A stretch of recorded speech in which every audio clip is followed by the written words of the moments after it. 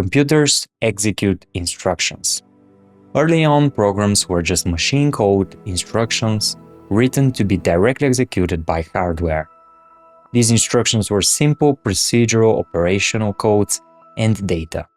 As binary instructions can be quite long, hexadecimal numbers were used instead, as they can be shorter and easier to write.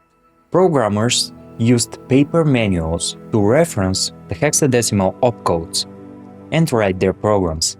Note that at that time, this meant usually writing your program on paper first, as time on computers was scarce and very limited. Assembly language was an evolution of that, where an assembler program turns human-readable instructions into operational codes that the CPU can understand, cutting out the reference manual and the manual lookup.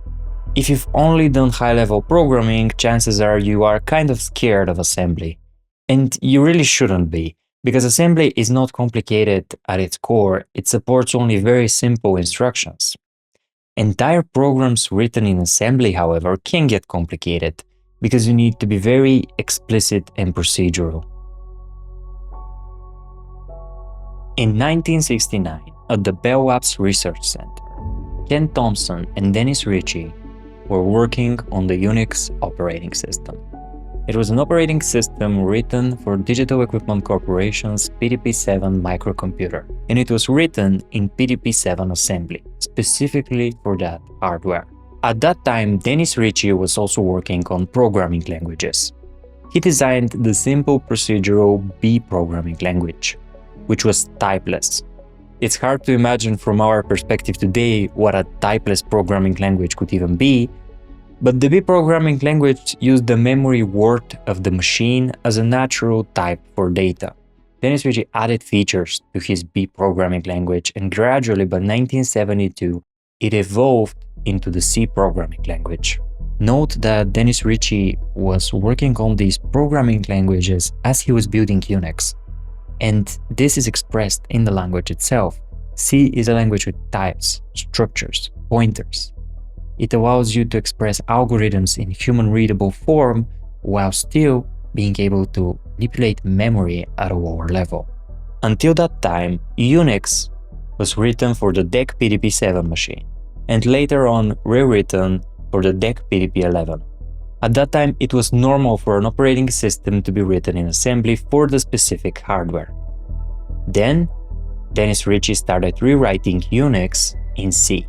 By 1973, most of Unix was rewritten in C, and this was a great achievement. It was one of the first operating systems that can be compiled for different machines with only very small amounts of assembly. C provided a great balance of ergonomics and high-level features, while still allowing a developer to determine what the assembly output of his code would be. It's also portable and relatively simple to write a compiler for. And Unix. Unix turned out to be a great operating system and programming environment, and it got a lot of traction, especially in academia, which was the predominant user of computers at that time, along with governments.